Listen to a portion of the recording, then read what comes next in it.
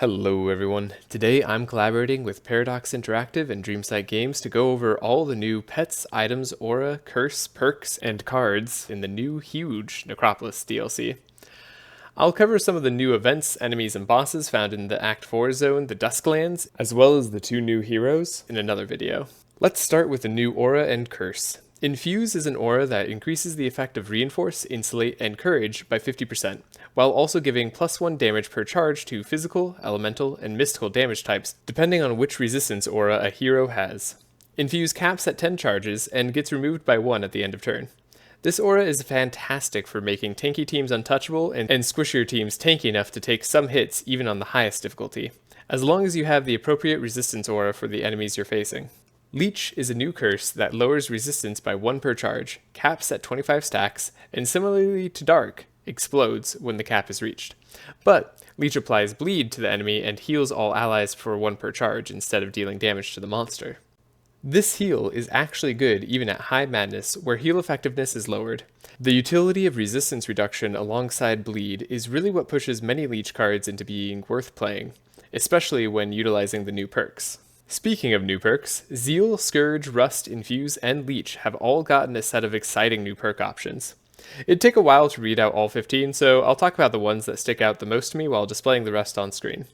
Starting with the general page, Infuse on this hero increases the effect of Reinforce, Insulate, and Courage by 75%, but no longer increases damage. I think this is a fun perk for a frontline tank and actually works well for teams utilizing Taunt, which I was previously hesitant to put on a character due to some enemies' random attacks that normally distribute amongst the team.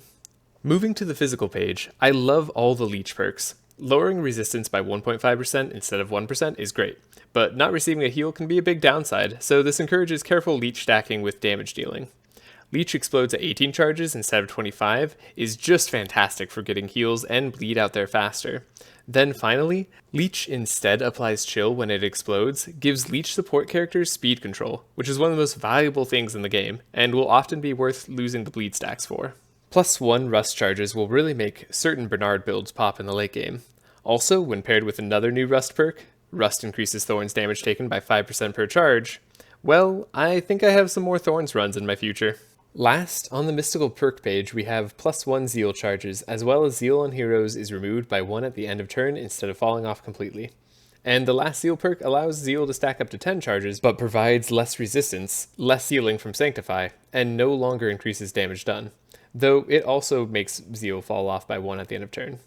Adding more ways to retain meaningful resistances is a great way to encourage tank teams, so just like with Infuse, I'm happy to experiment with all the added resistances we can access. Last but not least, Scourge also has +1 charge, while the other two perks make Scourge deal shadow damage per burn charge and shadow damage per insane charge on enemies.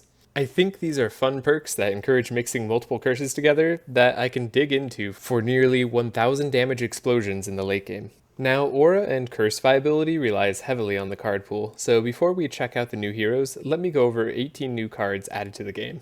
For warriors, we have Bastion Flow at Uncommon, which applies Infuse and Reinforce 2 to self for 1 energy, and upgrades to either target a hero or scale the Infuse application based off of block at the cost of 1 more energy and then vanish.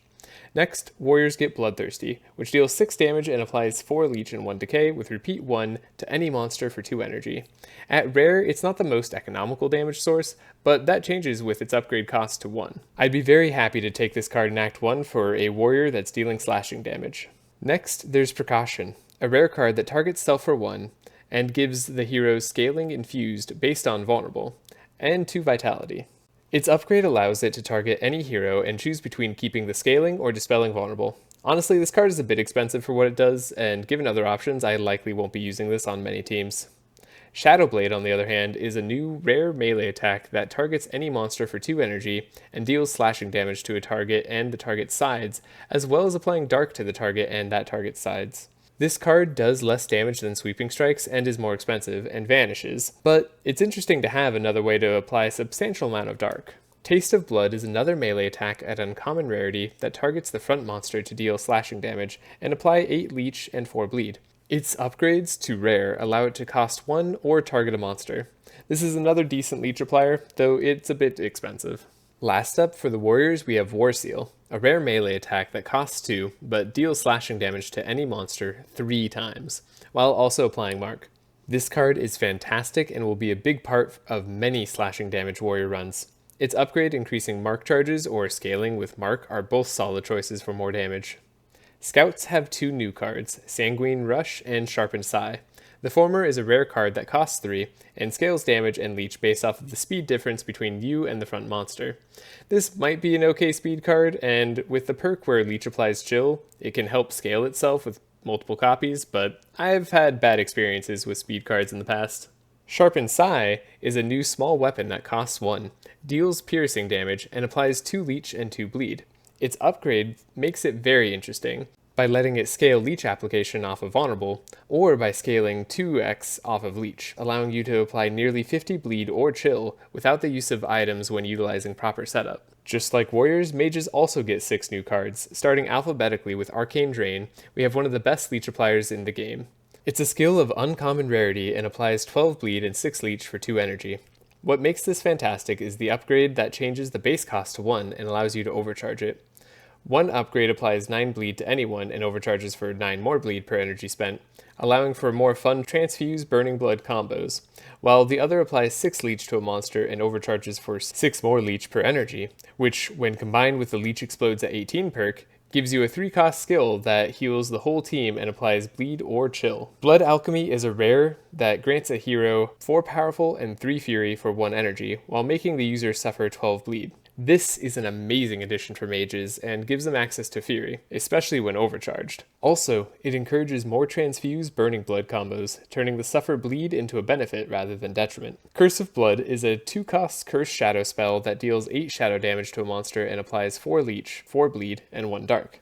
Upgrading this card to cost 1 makes it a lot better, though I likely won't be crafting it outside of using Zek. Defensive Aura is a 2-cost skill/defense that grants all heroes 1 infuse and 2 insulate, making it a go-to defensive buff over Prismatic Field in my opinion. Imbued Shield is a defense skill that grants 2 infuse and 12 shield to a hero.